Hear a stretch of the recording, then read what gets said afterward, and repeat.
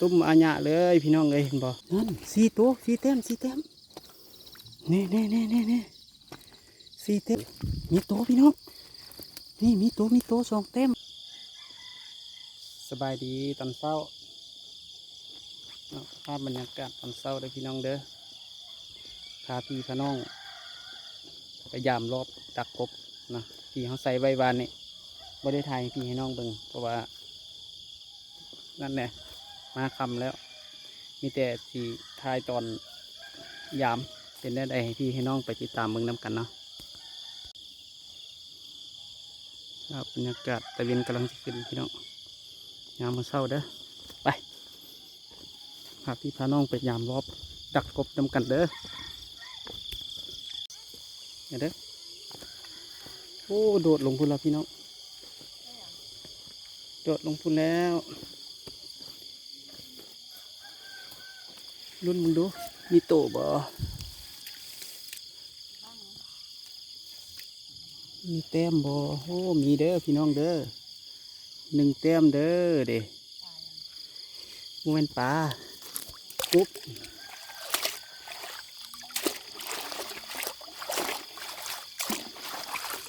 เต็มตุ้มอาญะเลยพี่น้องเลยเห็นบ่หนึ่งแต้มมาแล้ว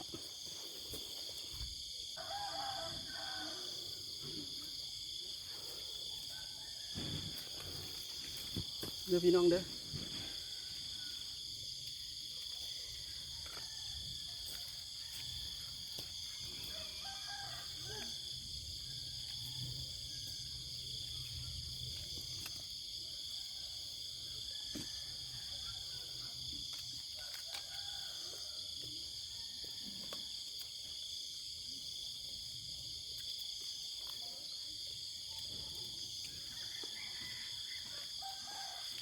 ห่วย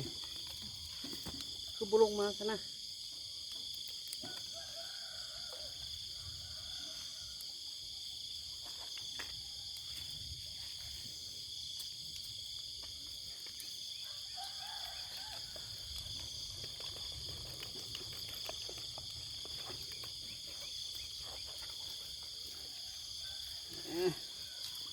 หนึ่งแต้ม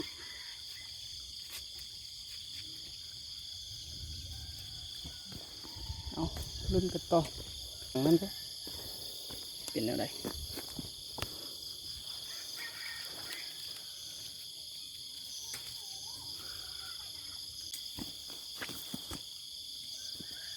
โดดนี่แล้วตัวเนี้ยเข้าถึงบ่อนี่น้ำเป็นน้ำ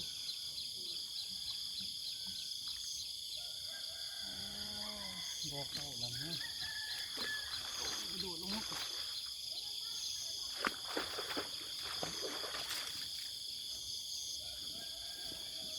ครบพี่น้องคนบ่เข้าแล้วเนี่ย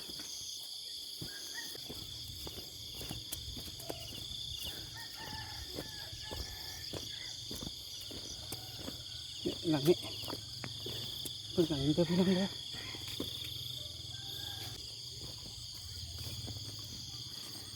โอ้โธ่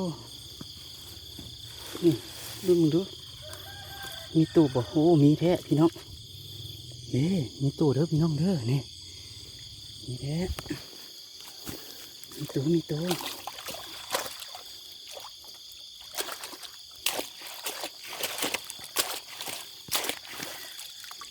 โอ้มีแต่บักใหญ่ๆเลย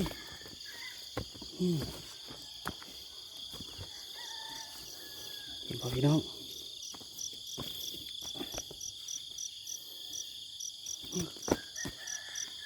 เก็บเด้อ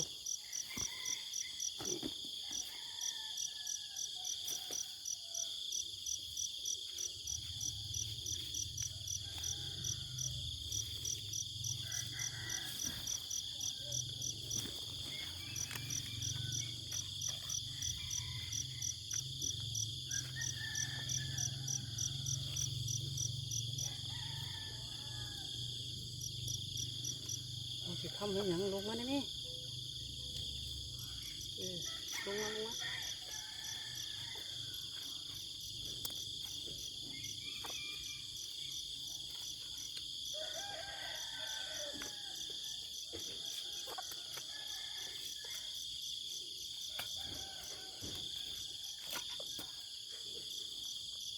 ใหญ่เด้อพี่น้องเด้อไม่แต่บักใหญ่ๆเลยพี่น้องเบิ่งเอาเลยสองแต้ม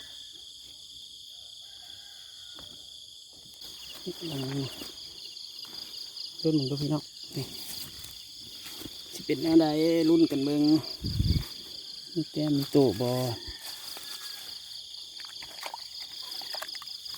โอ้บอมีแต้มเลย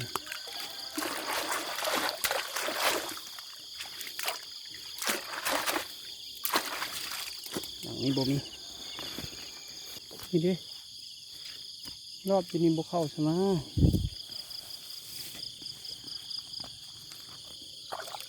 โอ้บเข้าทีแท้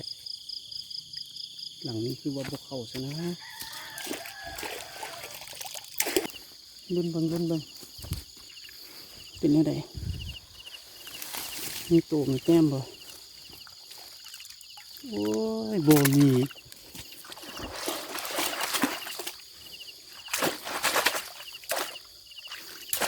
อ๋อรุ่นเบิ่งรุ่นหลังเป็นจะได้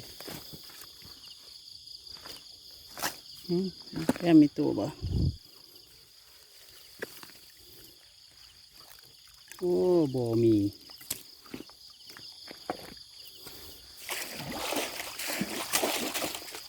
ทุกอินจะเป็นบ่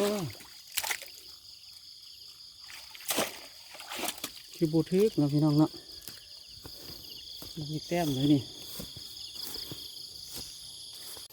เข้าไม้แล้วพี่น้องรุ่นเบิ่งนำกันเป็นยังไงโชคหมานดอโอ้มีตัวเด้อพี่น้องเด้อนี่มีตัว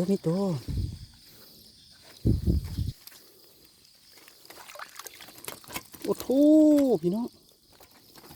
นั่นสี่แต้มนี่สี่แต้มเลยพี่น้องโอ้ไปหาบอลเอาคนพี่น้องเลยไปหาบอลเอาก็เด้อ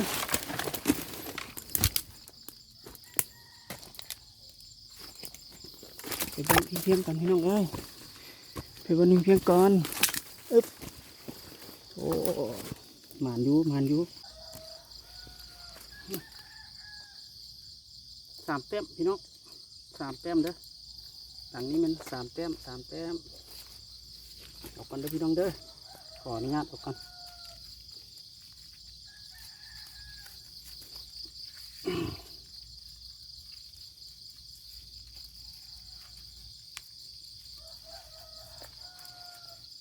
ขออนุญาตออกกันเด้อพี่น้องเด้อ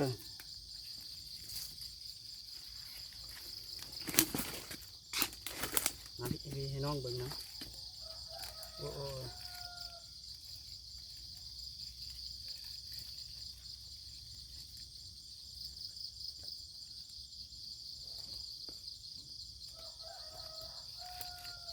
เอ๊บ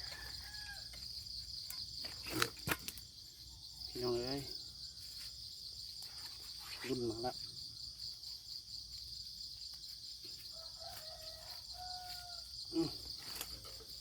ไปนี่ไปกันต่อเด้อพี่น้องนะนี่หลังนี้รุ่นเบิ่งรุ่นนำกันเด้อพี่น้องเด้อโอ้ยคือว่าตีหนึ่งอย่างงามเลยมีตัวบ่โอ้มีตัวพี่น้องนี่มีตัวสองแต้มง่ายเลยมีตัวเด้อพี่น้องเด้อ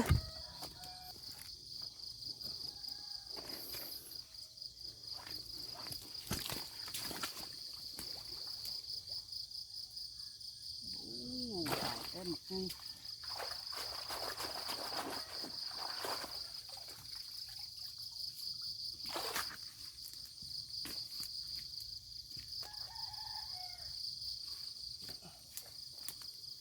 สามแต้มมีแต่แต้มใหญ่ๆเด้อพี่น้องเด้อนี่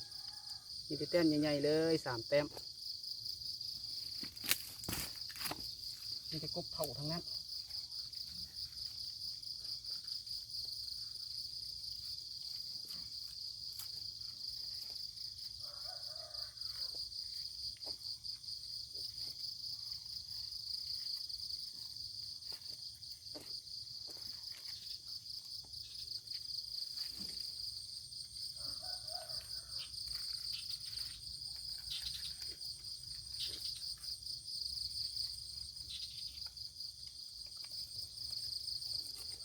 โดยที่ให้น้องเบิ่งลงมานี่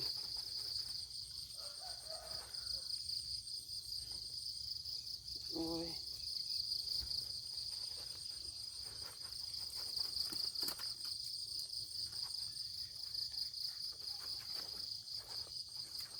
ลงไปเดี๋ยวนี้ฮะ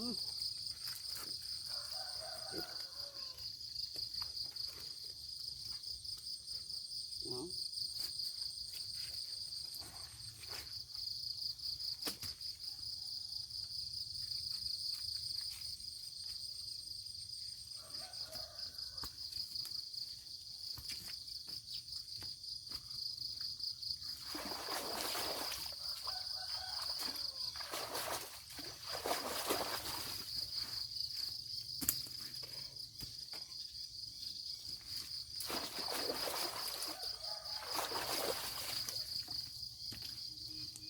กลับเอาหัวแล้วยังเอาพี่น้องน้องไปรุ่นเบิ่งหลังนะเป็นอะไรหลังนี่นะหลังนี้ที่บุตรเขาพี่น้อง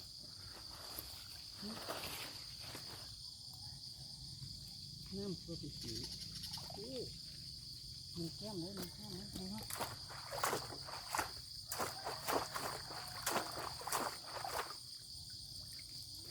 มันแก้มพี่น้องเลยมันแก้มเด้อเห็นเด้อไม่ดึงแก้ม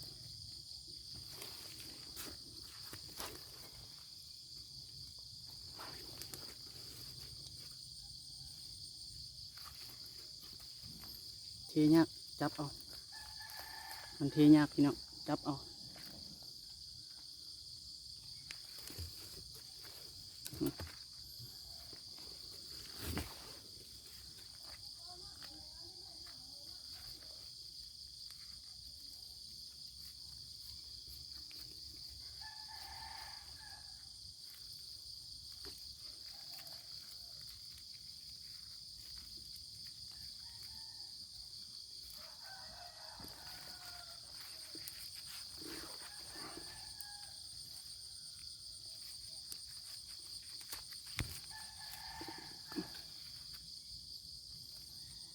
ไปรุ่นกันต่อเด้อพี่น้องเด้อเอารุ่นเบิ้งหลังนี่นี่มีโตพี่น้องแต่ว่า1 แต้มเด้อพี่น้องเด้อโอ้เฮาที่เฮาอ่ะ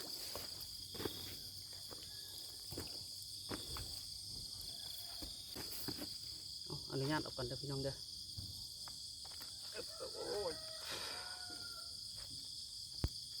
บัวจะออกมาได้เพิ่นกัน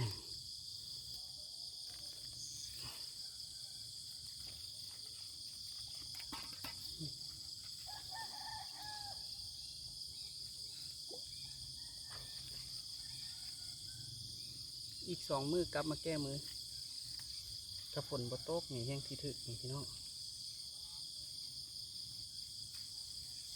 ไปใส่แถวลมเพิ่นบ่ถึกเปลี่ยนละเปลี่ยนเป้าหมายครับลุมกับลุมช้าหน่อยนะพุทธได้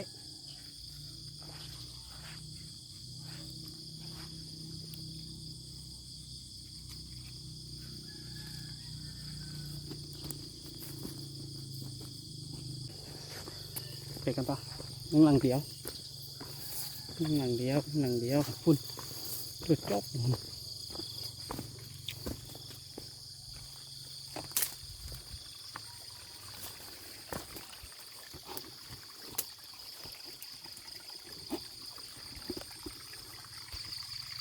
เอารุ่นเบิ่งหลังสุดท้ายของมื้อนี้เด้อ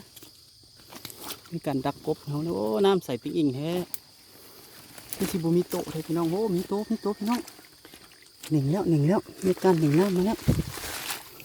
มีโตอยู่เนี่ยนี่มีโตเด้อโอ้โหเจ้าถิ่นคุณมีเจ้าถิ่นเด้อพี่น้องเด้อคึบลึบอยู่นี่ตัดนี้จะได้สรุปผลงานให้พี่น้องเบิ่งเด้อการไปรอบซิ่งเขาเนาะสำเร็จแล้วพี่น้องมีกบเท่ากบใหญ่เนาะเอฟใหญ่ๆเลยเห็นปะ พี่น้องเบิ่งเอาเนี่ยผลงานของเรามื้อนี้ถือว่าโอ้เกินคาดเนาะพี่น้องเนาะเอาฝากพี่ฝากน้องกดติดตามกด Subscribe ให้แน่เพื่อเป็นกำลังใจให้บ่าวบัดได้เฮ็ดคลิปเนาะออกมาให้พี่ให้น้องเบิ่งการทำมาหากินแบบบ้านๆเด้อพี่น้องเด้อหากินแบบธรรมชาติเนาะเราบ่ได้เบียดเบียนผู้ใดเอาแบบธรรมชาติเลยเด้อพี่น้องเด้อสำหรับคลิปนี้เนาะสบายดี